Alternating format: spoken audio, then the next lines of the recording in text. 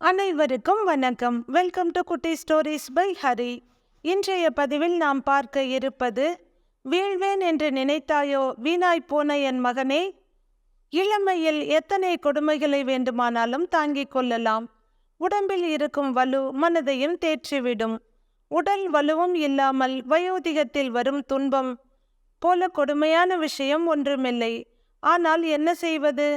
பலரது வாழ்வில் வயோதிகத்தில்தான் பலமான சோதனைகள் வருகிறது. அதை தாண்டி வருவது என்பது கிட்டத்தட்ட மறுஜென்மம் போலத்தான். கேண்டீனின் முன்புறம் மரத்தடியில் போடப்பட்டிருந்த பெஞ்சில் உட்கார்ந்தார் சங்கரன். இன்று சற்று விரைவாகவே வேலைகள் முடிந்துவிட்டது. சங்கரனும் அவருடைய அக்கா மகன் ஷியாமும் நேற்று ஒரு பெரிய ஆர்டரை கனடாவுக்கு அனுப்பினார்கள். அதற்கே நேற்றைய பொழுது முழுவதும் சரியாகிவிட்டது. கனடா என்ற வார்த்தை சங்கரன் வாழ்க்கையில் பிரிக்க முடியாத ஒன்றாகிவிட்டது. அவருடைய அக்கா அகிலா எவ்வளவோ சொல்லி பார்த்தாள். தம்பி, இன்னைக்கு ஒரு நாளைக்கு ரெஸ்ட் எடுத்துக்கோ. நேற்று நைட்டு வேலையை முடிச்சுட்டு தூங்கவே 12 ஆயிடுச்சுல்ல. இப்போ ஏன் 4 மணிக்கெல்லாம் எழுந்து பைய தூக்கிட்டு கிளம்புற? கையில தான் நிறைய ஆர்டர் இருக்கே, இனி இதை விட்டுடக்கூடாதா? அதிகாலையில் எழுந்திருச்சு இப்படி சுமையை தூக்கிட்டு ஓடணுமா? தம்பிக்காக வருந்தினாள் சங்கரனின் அக்கா அகிலா. என்னோட மறுவாழ்க்கை ஆரம்பிச்ச இடம், அதை எப்படி விட முடியும்? சீக்கிரமே கொடுத்துட்டு வந்து ரெஸ்ட் எடுத்துக்கிறேன். கிளம்புறேன் அக்கா. பையுடன் கிளம்பி விட்டார். இதுதான் கடைசி இடம். பை மொத்தமும் காலியாகிவிட்டது. அது ஒரு மிக பெரும் அரசு பள்ளியின் மைதானம். தினமும் காலை 5 மணியிலிருந்தே ஏராளமானோர் வாக்கிங், ஜாகிங் மற்றும் விளையாட்டு பயிற்சி செய்து கொண்டிருப்பர். 6 60 வரை என்பது போல எல்லா வயதினரும் அங்கு இருப்பார்கள். அவர்களில் நிறைய பெண்களும் சிறுமிகளும் கூட உண்டு. அந்த பள்ளிக்குள் ஒரு சின்ன கேண்டீன் இருக்கிறது. அது அந்த பள்ளி மாணவர்களுக்கு பயன்படுவதை விட காலையில் மைதானத்துக்கு வருபவர்களுக்கு மிகவும் உபயோகமாக இருக்கும். என்ன தாத்தா, எப்போதும் உடனே கிளம்பிடுவீங்க? என்று உட்கார்ந்து விட்டீர்களே? கேட்டுக்கொண்டே கேண்டீனில் இருந்த சிறுவயது பையன் சங்கரன் கொண்டு வந்த பொருட்களை பாட்டில்களில் அடுக்கி கொண்டிருந்தான். சங்கரன் அவனை பார்த்து ஒரு இதமான புன்னகையை பதிலாக கொடுத்தார். புன்னகை என்பது தொற்று வியாதி. பதில் வரவில்லை என்றாலும் சங்கரனிடமிருந்து வந்த புன்னகை அந்த இளைஞனின் உதடுகளிலும் ஒட்டி கொண்டது. அவருடைய மனம் பேசிக்கொண்டிருந்ததால் உதடுகள் எதுவும் பேசவில்லை. அதிலும் அவர் கண்முன்னே நடந்து கொண்டிருந்ததை பார்த்தவரின் மனது பல எண்ணங்களை உள்ளிருந்து வெளிக்கொணர்ந்தது. 7 அல்லது 8 வயது இருக்கும் அந்த சிறுவனுக்கு. டாடி, எனக்கு கால் வலிக்குது, வீட்டுக்கு போலாம் வா. அப்பாவின் கையை பிடித்து இழுத்து கொண்டிருந்தான். அவனுடைய அப்பா பதிலே சொல்லாமல் சிரித்து கொண்டே பையனை கையில் தூக்கி கொண்டு நடக்க ஆரம்பித்தார். சினுங்கி கொண்டிருந்த அந்த சிறுவனின் முகத்தில் சிரிப்பு மலர்ந்தது. வீட்டுக்கு போலாம் டாடி என்ற நச்சரிப்பு காணாமல் போயிருந்தது. சற்றே மூச்சு வாங்க நடந்தாலும் கையில் இருந்த மகன் சுமையாக தெரியவில்லை அந்த அப்பாவுக்கு. எந்த அப்பாவுக்கு தான் தன் பிள்ளை சுமையாக தெரிகிறான்? ஆனால் இந்த பிள்ளைகள் மட்டும் எப்படி பெற்றவர்களை சுமையாக நினைக்கிறார்கள்? அதிலும் கொஞ்சமும் ஈவிரக்கம் இல்லாமல் எவ்வளவு பெரும் துரோகத்தை துணிந்து செய்கிறார்கள். யாரிடம் தவறு இருக்கிறது? வளர்ந்தவர்களிடமா அல்லது வளர்த்தவர்களிடமா? என்னுடைய கோணத்தில் இருந்து பார்த்தால் என் வளர்ப்பில் தப்பு எதுவும் இருப்பதாக எனக்கு தெரியவில்லையே. சட்டென்று காற்றின் வேகம் கூடியது. வேகமாக வீசிய காற்று சங்கரனை சற்றே பின்னோக்கி தள்ளியது. அந்த காற்றில் இருந்து தன் உடம்பை சுதாரித்து கொண்டவரால் மனதை கட்டுப்படுத்த முடியவில்லை. அந்த அதிகாலை நேரத்தில் தலைக்கு மேல் விர் என்ற சத்தம் அவர் நினைவுகளை வேறு இடத்துக்கு எடுத்துச் சென்றது. இந்த சிறுவனின் முகம் இருந்த இடத்தில் அவருடைய மகன் ரஞ்சித்தின் முகம் தெரிந்தது. இந்த இடத்துக்கு பதிலாக அவர் வீட்டு மொட்டை மாடியில் உட்கார்ந்திருந்தார் சங்கரன். அருகில் அவருடைய அன்பு மனைவி கௌரியும் இருந்தாள். அவர்கள் முன் 2 தட்டுகளில் இட்லியும் 1 கிண்ணத்தில் சாம்பாரும் இருந்தது. தன் மகனுக்கு மங்களாக தெரிந்த நிலவை காட்டி ஏதோ கதைகள் சொல்லி இட்லியை ஊட்டி கொண்டிருந்தாள் கௌரி. அப்போதும் வானத்தில் சர் என்ற சத்தம். நட்சத்திரங்கள் இல்லாத அந்த இருண்ட வானத்தில் தன் சிகப்பு மற்றும் பச்சை விளக்குகளால் கண் சிமிட்டியபடி பறந்தது ஒரு விமானம். அப்பா, என்னை அந்த ஏரோப்ளேன்ல கூட்டிட்டு போறியா? ஆசையாக கேட்டான் மகன் ரஞ்சித். செல்லக்குட்டி, இப்ப அப்பா கிட்ட அவ்வளவு பணம் இல்லை. உன்னை படிக்க வைக்கணுமில்ல? நீ நல்லா படிச்சு பெரிய ஆளானதும் நீயே ஏரோப்ளேன்ல போகலாம். சங்கரன் சொல்ல, சரிப்பா, நான் நல்லா படிச்சு பெரிய ஆளாயிடுவேன். அப்புறம் உன்னையும் அம்மாவையும் நானே ஏரோப்ளேன்ல கூட்டிட்டு போவேன். ரஞ்சித் சொல்ல கௌரியும் சங்கரனும் சந்தோஷமாக புன்னகைத்தனர். சங்கரன் சொன்னது நடந்தது. ரஞ்சித் படித்தான். வெளிநாட்டிலேயே வேலை கிடைத்தது. அவனுக்கு பிடித்த பெண்ணை திருமணம் செய்து கொண்டான். ஆனால் அவன் சொன்னதில் பாதியை செய்தான். அப்பாவையும் அம்மாவையும் ஃப்ளைட்டில் கூட்டி போவதாக சொல்லியிருந்தான் சிறுவயதில். கௌரி அவனுக்கு அந்த சுமையை கொடுக்கவில்லை. மகன் படித்து கொண்டிருக்கும் போதே மேலோகத்துக்கு பறந்து விட்டாள். சட்டென்று புதிய இடத்தில் மகனுடன் தனியாக தவித்து போனார் சங்கரன். இப்போது மனைவியும் இல்லை. தாங்கள் தவமாய் தவமிருந்து பெற்ற மகனும் இல்லை. தனிமரமாகி போனார் சங்கரன். இந்த உலகத்தில் வயதானால் இப்படி தனிமையில் வாழ வேண்டிய நிலை ஏற்படுகிறது. இது எனக்கு மட்டுமல்ல, என்னை போன்ற பல வயதானவர்களுக்கு கடவுள் கொடுத்த சாபமோ என்று தனக்குள்ளேயே கேட்டுக்கொண்டார். என்னதான் மறக்க நினைத்தாலும் அவருடைய சிறுவயது வாழ்க்கையும் மனைவி மகனுடன் வாழ்ந்த அந்த அழகிய நாட்களும் அவர் நினைவுகளுக்கு வராமல் இருப்பதில்லை.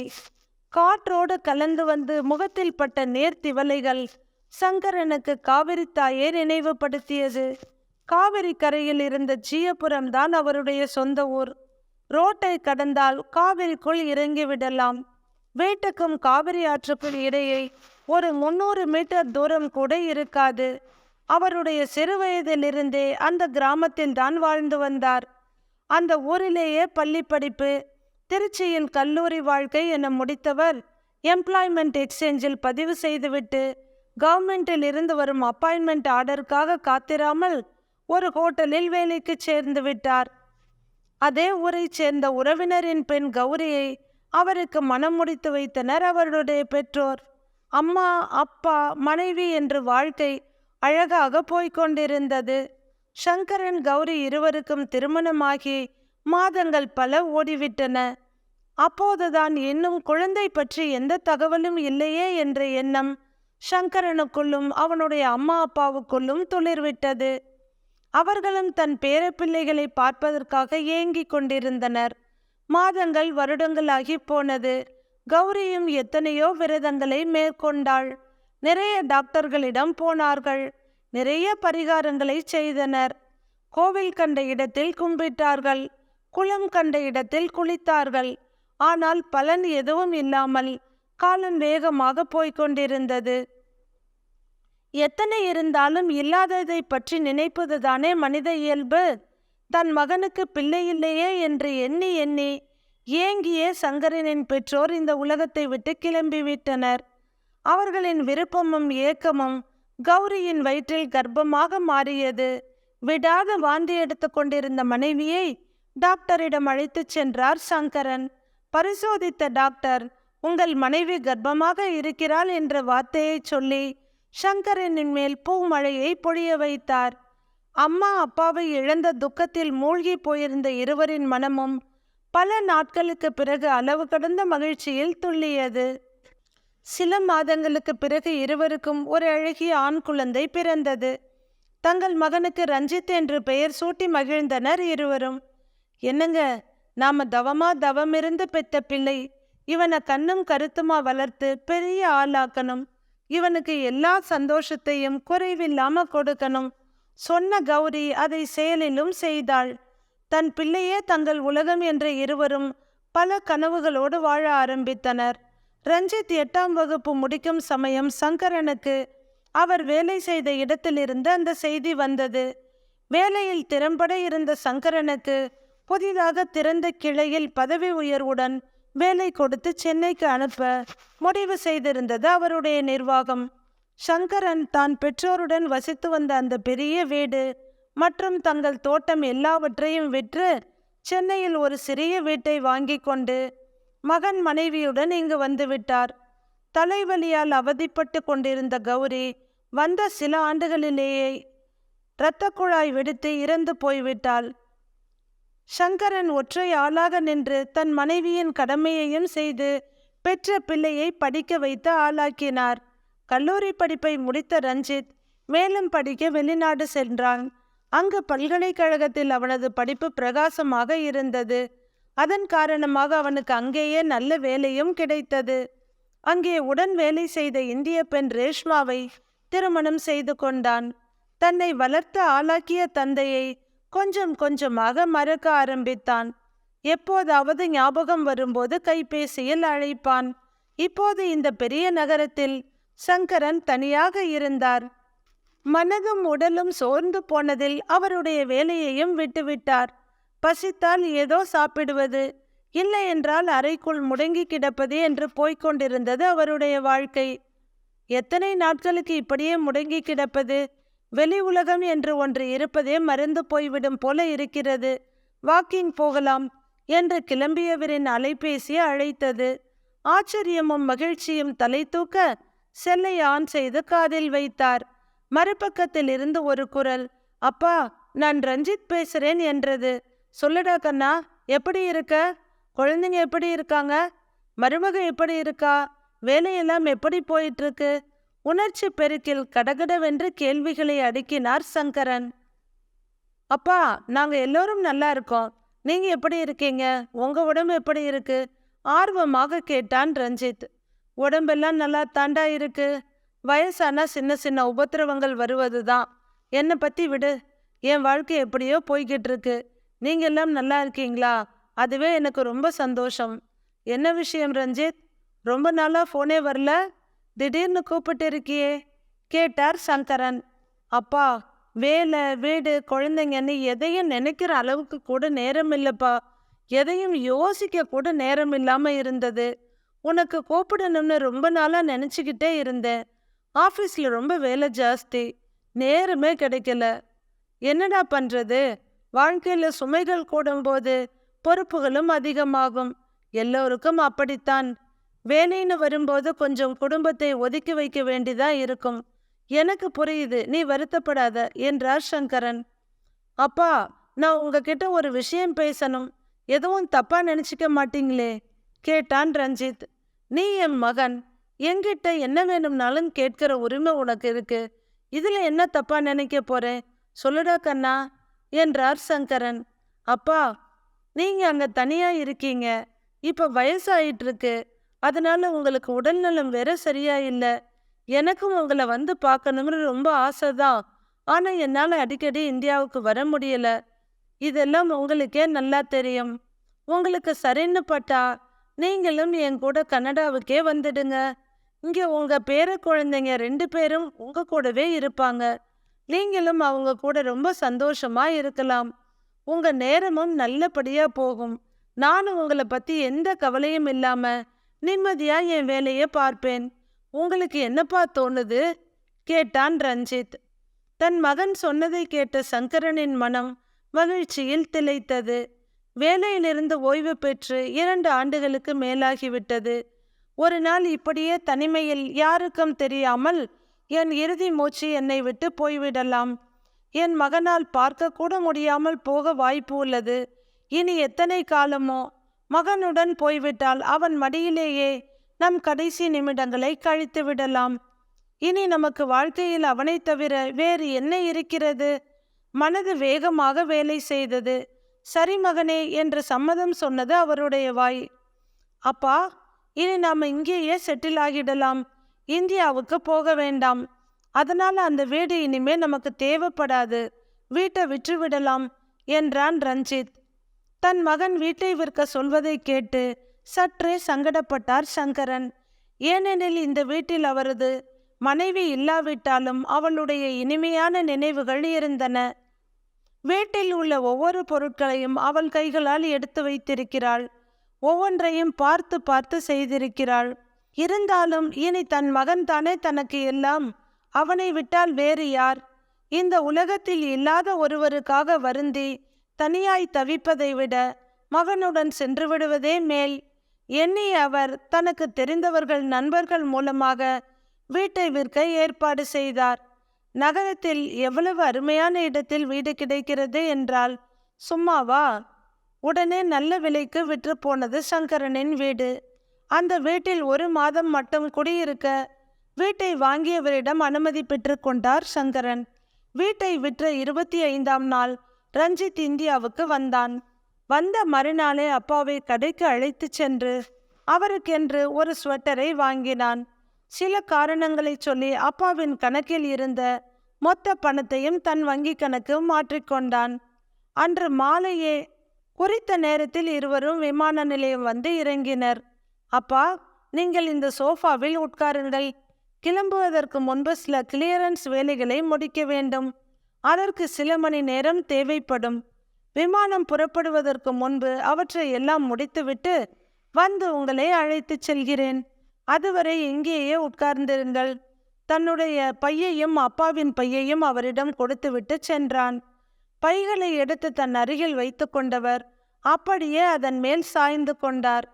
என்னதான் மகனுடன் கனடா போக முடிவு செய்திருந்தாலும் தான் பிறந்து வளர்ந்த கிராமம், அதன் பிறகு பல வருடங்கள் வாழ்ந்த சென்னை என்று அனைத்தும் அவர் மனதில் நிழற்படமாக விரிந்தது. மனைவியும் தானுமாக ஆசையாய் வாங்கிய வீட்டை விற்றுவிட்டதை நினைத்த போது நெஞ்சம் சற்று கனமாக இருந்தது அவருக்கு. சென்னைக்கு வருவதற்கு முன் சங்கரன் தன் மனைவி கௌரியிடம் ஒரு வீட்டை வாடகைக்கு எடுத்துக்கொள்ளலாம் என்று கூறினார். ஆனால் கௌரிக்கு இதில் உடன்பாடு இல்லை. பிறந்து வளர்ந்தது இந்த 48 வருடங்கள் சொந்த வீட்டிலேயே இருந்து பழகியவள் அவள். எப்படியும் நம் மகன் இங்குதான் படித்து வேலைக்கு செல்வான். நாம் மட்டும் ஊரில் போய் என்ன செய்ய போகிறோம்? மேலும் இன்றைய வாடகையை மட்டும் பார்க்க வேண்டாம், காலத்துக்கும் வாடகை கொடுத்து கொண்டே இருக்க வேண்டியிருக்கும். சிறிய வீடாக இருந்தாலும் நம் வீடாக இருந்தால் இருப்பதை வைத்து கொண்டு நிம்மதியாக இருக்கலாம். மாதம் தேதியை பார்த்து பயப்பட வேண்டிய அவசியம் இல்லாமல் இருக்கும். அதனால் ஊரில் இருக்கும் வீட்டையும் நிலத்தையும் விற்று சென்னையில் வீடு வாங்கி கொள்ளலாம். இல்லையென்றால் வயதான காலத்தில் சென்னைக்கும் ஊருக்குமாக அலைந்து கொண்டிருக்க வேண்டியிருக்கும். எதை பற்றியும் யோசிக்காமல் ஒரே முடிவாக வீட்டை வாங்கிவிடுங்கள் என்று அவள் சொன்னதன் விளைவாக தேடி பிடித்து வாங்கிய வீடுதான் இது. பிறகு அவ்வப்போது இருந்த பணத்தை வைத்து மனைவியின் விருப்பத்திற்கேற்ப சின்ன சின்ன மாற்றங்களை செய்தார் சங்கரன். மனைவி விரும்பிய மாற்றங்கள் எல்லாம் அசையாமல் அப்படியே அந்த வீட்டில் இருக்கிறது. ஆனால் உயிரும் உடலுமாய் இருந்த அவருடைய மனைவிதான் இன்று வீட்டில் இல்லை. ஆனால் அவள் நின்ற இடம், உட்கார்ந்த இடம், தூங்கிய இடம், இருவருமாக பேசி சிரித்த இடங்கள் என அனைத்தும் அவருடைய நினைவை ஆக்கிரமித்து இருந்தது. திடீரென்று அந்த பயங்கரமான இரவு அவர் மனதுக்குள் வந்தது. ரஞ்சித் 11வது படித்து கொண்டிருந்தான். இரவு உணவு முடிந்து அனைவரும் தூங்கப் போனார்கள். மாலையில் இருந்தே தலைவலியுடன் இருந்த கௌரி மிகவும் மோசமாக உணர்ந்தாள்.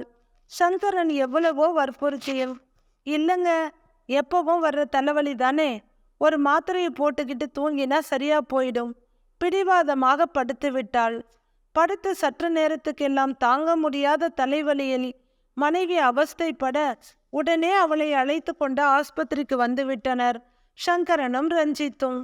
மருத்துவர்கள் எவ்வளவோ முயற்சி செய்தும் அவர் மனைவியை காப்பாற்ற முடியவில்லை. கொடுத்து வைத்த மகராசி இந்த உலக துன்பங்களிலிருந்து விடுதலையாகி போய்விட்டாள். என்னை இந்த உலகில் தனியாக விட்டு சென்று விட்டாள். 28 வருட பந்தம். வேறு வழியில்லை. மகனுக்காக தன்னை தேற்றிக் கொண்டார் சங்கரன். அதன் பிறகு ரஞ்சித் கல்லூரி, வெளிநாட்டு படிப்பு என்று அவன் வாழ்க்கையை பார்த்து கொண்டிருக்க சங்கரன் தன்னுடைய வேலை, வீடு என்று இருந்து விட்டார். திருமணத்துக்கு பிறகு ஒரே ஒரு முறை மட்டுமே இந்தியாவுக்கு வந்து போனான் ரஞ்சித். இப்போது இத்தனை வருடங்கள் கழித்து என்னை தன்னுடன் அழைத்து செல்ல வருகிறான். கௌரி இருந்தால் இந்நேரம் எவ்வளவு சந்தோஷப்பட்டு இருப்பாள் எண்ணியவர் அங்கிருந்த டிஜிட்டல் கிளாக்கை பார்த்தார். அவருக்கு அதிர்ச்சியாக இருந்தது. கிட்டத்தட்ட 3 மணி நேரம் இப்படியேவா உட்கார்ந்திருக்கிறோம்? 2 பைகளையும் தூக்க முடியாமல் தூக்கி கொண்டு கொஞ்ச நேரம் முன்பு மகன் சென்ற கவுண்டருக்கு சென்றார். அங்கிருந்த அழகிய பெண்ணிடம், மேடம், நான் என் மகனுடன் கனடா செல்ல வேண்டும். என் மகன் பெயர் ரஞ்சித். என் பெயர் சங்கரன். என் மகன் சில கிளியரன்ஸ் வேலைகளை முடிப்பதற்காக 3 மணி நேரம் முன்பு இங்கு வருவதை பார்த்தேன். ஆனால் அவன் இன்னும் என்னை வந்து அழைத்து செல்லவில்லை. கொஞ்சம் பார்க்க முடியுமா என்றார் அந்த பெண்ணிடம். கண்டிப்பாக சார், ஒரு நிமிடம் காத்திருங்கள் என்ற அந்த பெண் பயணிகள் பட்டியலை பார்த்தாள். ஆம், தாங்கள் சொல்வது சரிதான். ரஞ்சித் என்ற பெயர் இருக்கிறது. விமானம் புறப்பட்டு 5 நிமிடங்கள் ஆகிவிட்டது. அதில் சென்றவர்களில் உங்கள் மகன் ரஞ்சித்தின் பெயரும் இருக்கிறது என்றாள் அந்த பெண். சங்கரன் அடைந்த அதிர்ச்சிக்கு அளவே இல்லை. இருந்தாலும் ஒரு நிமிடத்தில் தன்னை சுதாரித்து கொண்டு, மேடம், நானும் அந்த விமானத்தில் தான் கனடா செல்ல வேண்டும். நான் இல்லாமல் விமானம் எப்படி கிளம்பியது? இதற்கு வாய்ப்பில்லையே. கொஞ்சம் நன்றாக பார்த்து சொல்லுங்கள் என்றார். அவரை இரக்கத்துடன் பார்த்த அந்த பெண், மன்னித்து கொள்ளுங்கள் சார், விமானத்தில் ஏற வேண்டிய பயணிகள் அனைவரும் போய்விட்டார்கள். எந்த பயணியும் விடுபடவில்லை.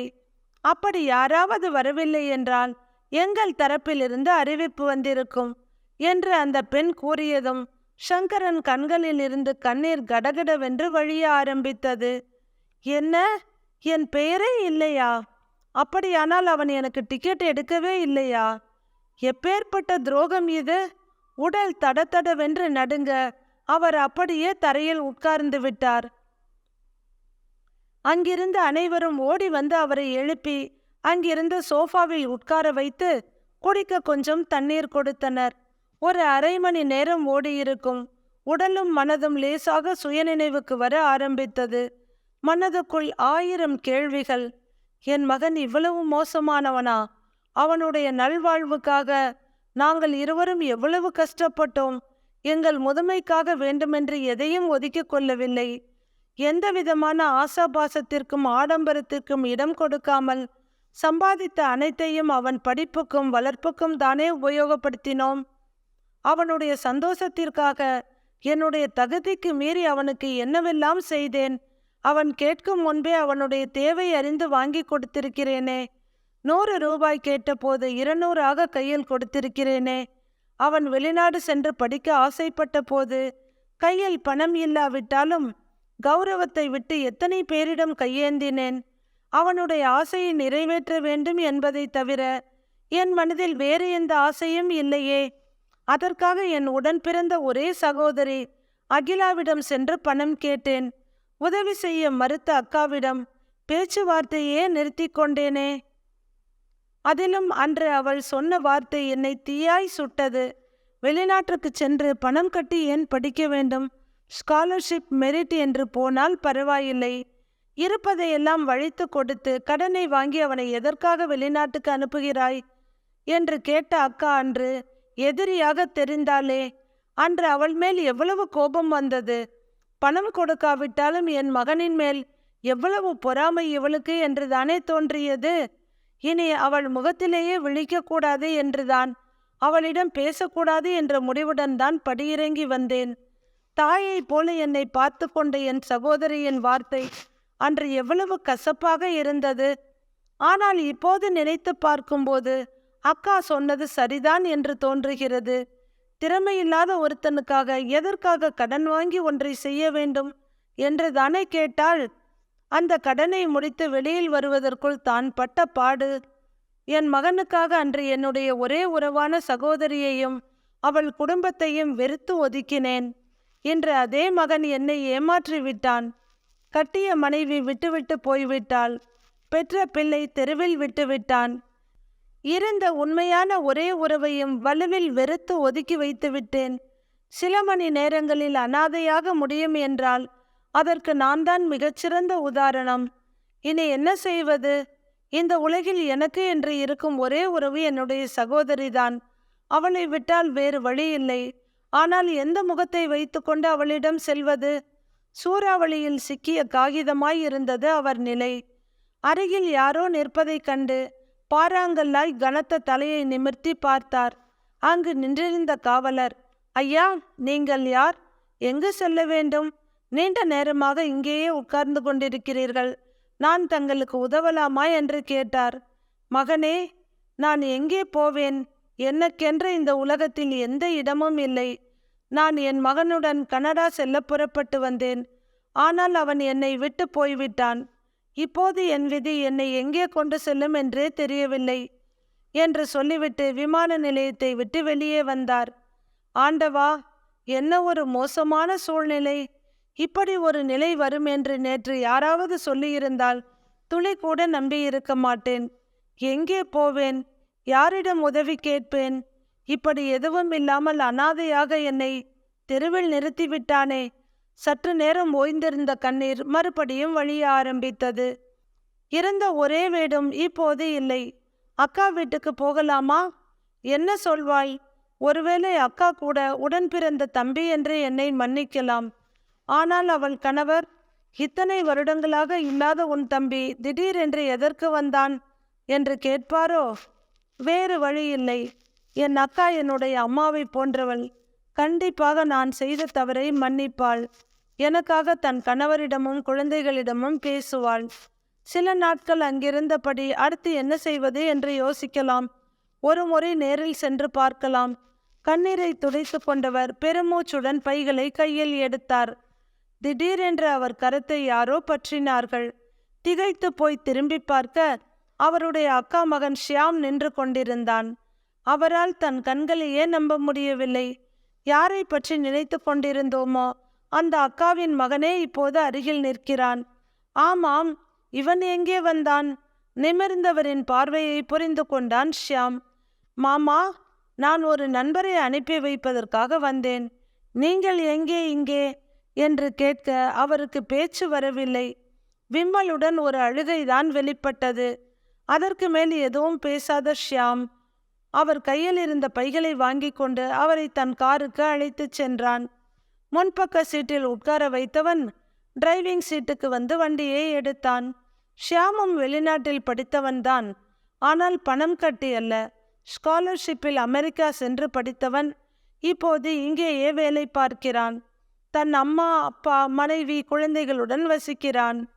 1.5 மணி நேர பயணத்தில் கார் வீட்டு வாசலை அடைந்தது. மாமாவுடன் வாசலில் நின்று காலிங் பெல்லை அழுத்தினான் ஷியாம். அக்கா வந்து கதவை திறப்பாள் என்று எதிர்பார்த்திருந்த சங்கரனுக்கு அக்காவின் கணவர் கதவை திறக்கவும் மிகவும் சங்கடமாகி போனது. அட, நம்ம சங்கரன், வாப்பா, இப்பதான் உனக்கு வீட்டுக்கு வர வழி தெரிஞ்சுதா? அகிலா, யார் வந்திருக்காங்க பாரு. அவருடைய உற்சாக குரல் வீட்டையே நிறைத்தது. தூக்க கலக்கத்தோடு கண்களை தேய்த்து கொண்டே வந்த அகிலா ஆச்சரியத்தில் உறைந்து போனாள். என்னடா ஆச்சரியமா இருக்கு? ஆரம்பித்தவள் தம்பியின் கசங்கிய முகத்தை பார்த்து அதற்கு மேல் எதுவும் பேசவில்லை. வா, வந்து உட்காரு. கைப்பிடித்து அழைத்துச் சென்றார் அக்காவின் கணவர் வாசன். சற்றே நீர் திரையிட்ட விழிகளுடன் கூச்சத்துடன் நடந்து சென்று சோஃபாவில் உட்கார்ந்தார் சங்கரன். அதற்குள் ஷியாமின் மனைவி ஸ்ரீமதி தண்ணீர் கொண்டு வந்து கொடுக்க அக்காவும் ஷியாமும் ஆளுக்கு ஒரு பக்கமாக உட்கார்ந்து கொண்டனர். ரொம்ப சோர்வாயிருக்கான்.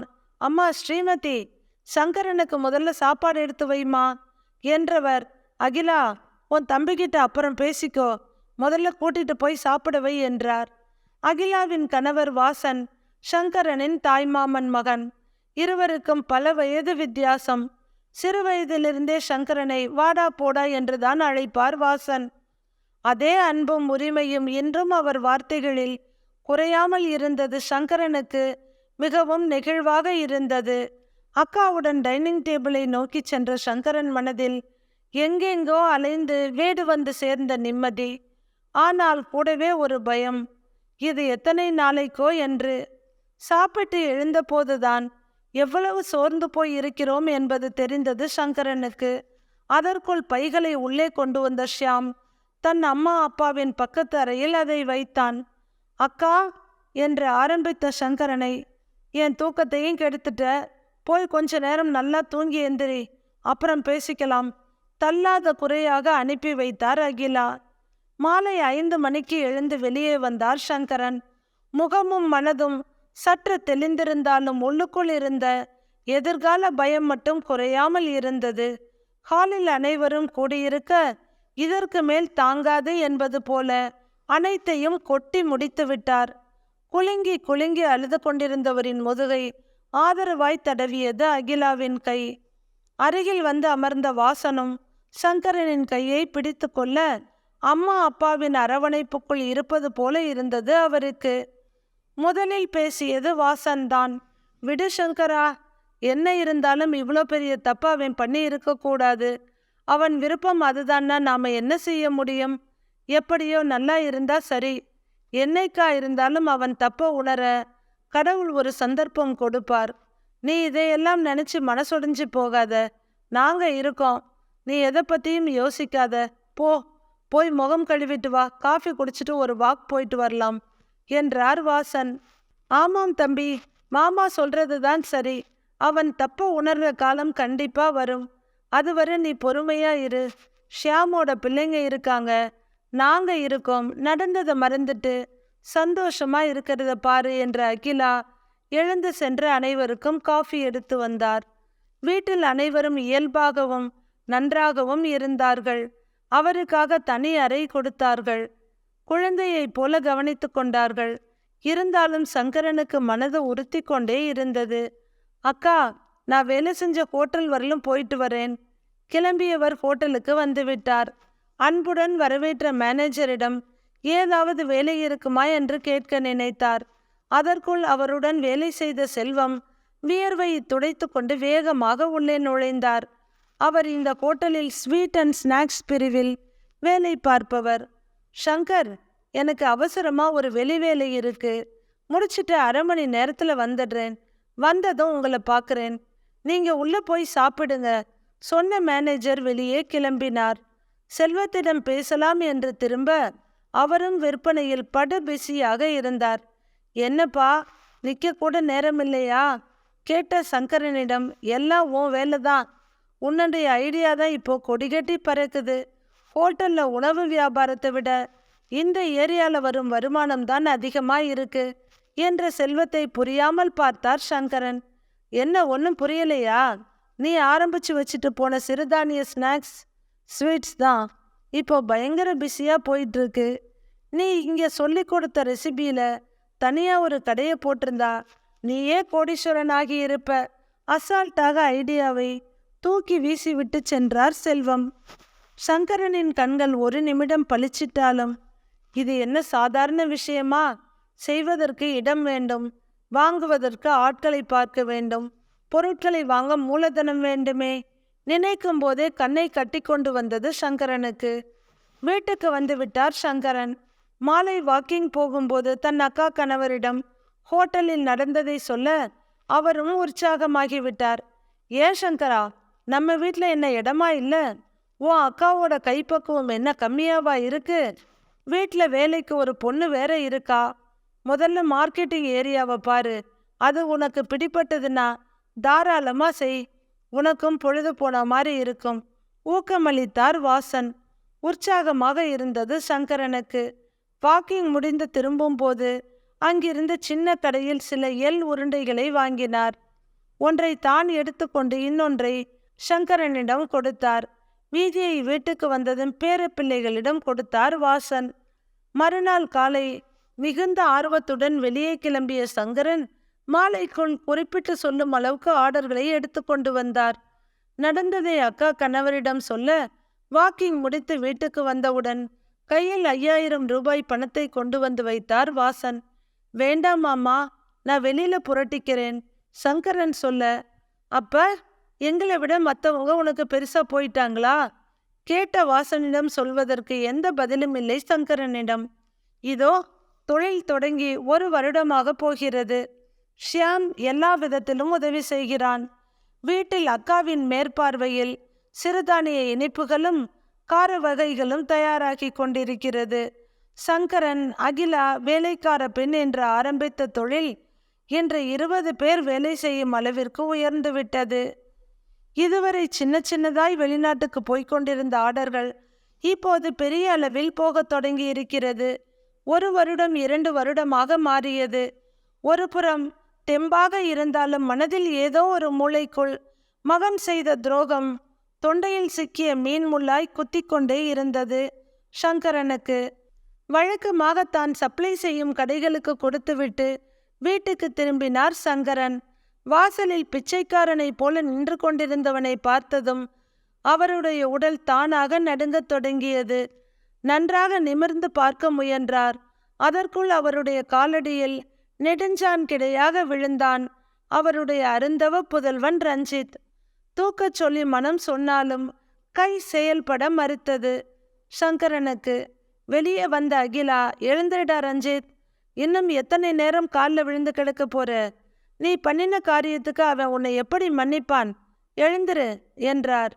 தடுமாறி எழுந்த ரஞ்சித் தலை குனிந்து நின்றிருந்தான். சங்கரன் எதையும் சட்டை செய்யாமல் உள்ளே நுழைய அகிலாதான் ரஞ்சித்தை உள்ளே அழைத்து வந்தார். வந்தவன் அத்தை மாமா இருவர் காலிலும் விழுந்து தன் மனைவி தனக்கு துரோகம் செய்துவிட்டாள் என்று அழுதான். நடந்தது இதுதான். அப்பாவிடமிருந்து ஏமாற்றி எடுத்துச் சென்ற பணத்துடன் தான் சம்பாதித்த பணத்தையும் சேர்த்து கனடாவில் மனைவி பெயரில் வீடு வாங்கியிருந்தான் ரஞ்சித். ரேஷ்மாவுக்கு அமெரிக்காவில் நல்ல வேலை கிடைத்ததால் அவள் பேரில் வாங்கப்பட்டிருந்த அந்த வீட்டை விற்று பணத்தையும் பிள்ளைகளையும் அழைத்து கொண்டு அமெரிக்காவுக்கு போய்விட்டாள் அவள். அனாதையாக கனடா தெருவில் பிச்சை எடுத்து கொண்டிருந்தேன் என்று கண்ணீர் விட்டு அழுதான் ரஞ்சித். காலச்சக்கரம் வேகமாக சுழல்கிறது. ஆனால் நீ செய்த துரோகத்துக்கு கடவுள் இவ்வளவு சீக்கிரம் தண்டனை கொடுப்பார் என்று எதிர்பார்க்கவே இல்லை. நெடுநேரத்துக்கு பிறகு சொன்னார் சங்கரன். வாசனும் அகிலாவும் தான் முன்வந்து சமாதானம் செய்தனர். விடு, அவன் செய்த தவறுக்கு கடவுளே தண்டனை கொடுத்து விட்டார். அவன் உனக்கு பணத்தால் துரோகம் செய்தான். ஆனால் இன்று அவனுடைய வாழ்க்கையே சூனியமாகிவிட்டது. என்ன செய்வது? வருத்தத்துடன் சொன்னார் வாசன். சங்கரனின் கையில் இப்போது வீடு வாங்கும் அளவிற்கு தாராளமாக பணம் இருக்கிறது. ஆனாலும் இந்த வயதான காலத்தில் தனக்கு அம்மா அப்பாவாக நிற்கும் அக்காவையும் மாமாவையும் விட்டு செல்ல அவர் தயாராக இல்லை. முதலாளியாக இருக்க வேண்டிய ரஞ்சித் இன்று தன் அப்பாவிடமே ஒரு தொழிலாளியாக வேலை பார்த்து கொண்டிருக்கிறான். அவன் தனது தவறை உணர்ந்து விட்டாலும் காலம் அவனுக்கு கொடுத்த அடி மிக பெரியது. கதையை படித்த கேட்ட அனைவருக்கும் நன்றி. கதை பிடித்திருந்தால் லைக் செய்து நமது சேனலை சப்ஸ்கிரைப் செய்து கொள்ளுங்கள். நன்றி, வணக்கம்.